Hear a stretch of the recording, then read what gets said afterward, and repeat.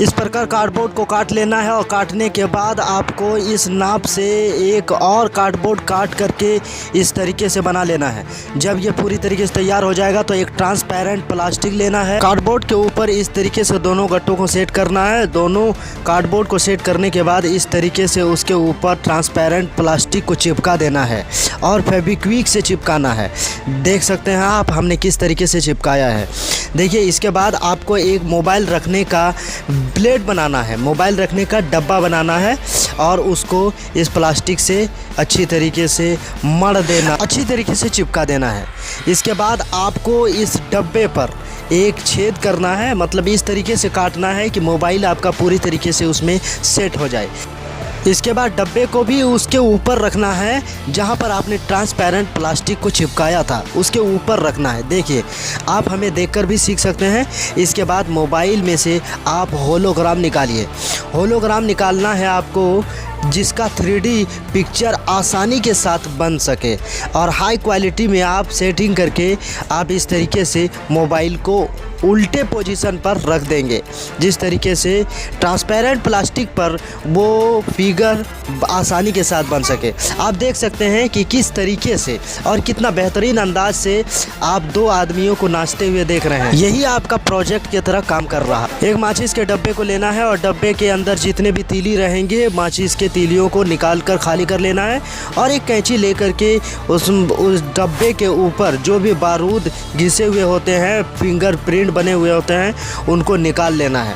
निकालने के बाद आपको एक सीक लेना है, यानी तार लेना है और उस तार को किसी गोल राउंड आकार के किसी पेन या किसी भी स्टिक के ऊपर गोल आकार का बना लेना है। इसके बाद बारूद के उस पत्ते को आपको उस रिंग के आकार के तार के भीतर डालकर उसको मोड़ देना है।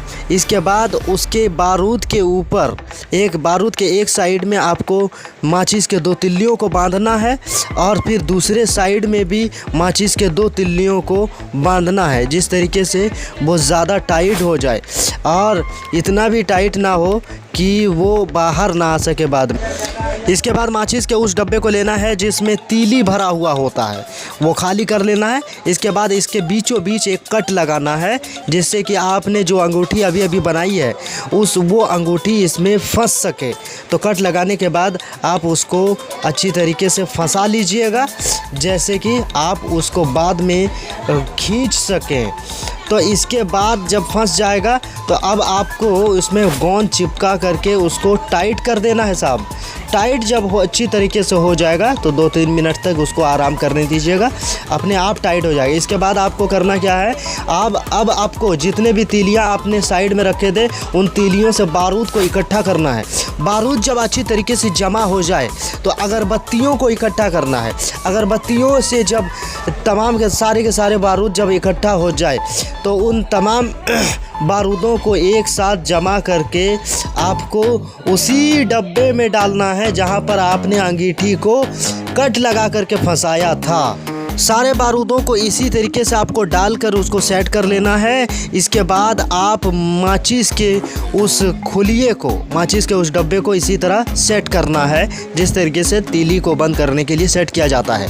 इसके बाद चारों तरफ आप अच्छी तरह से फेविक्विक चिपका कर उन्हें पूरी तरीके से बंद कर देंगे, जिस तरीके से हम कर रहे हैं। इसी तरह उनके दूसरे भाग पर भी आपको गोंद लगाकर उन्हें चिपका लेना है और उन्हें टाइट कर लेना। इसके बाद झटके के साथ रिंग को खींचिए और आप देखेंगे कि आग बाहर निकल आया है। जी हाँ, आग बाहर निकल आया है। अब धुआं बाहर निकल आएगा।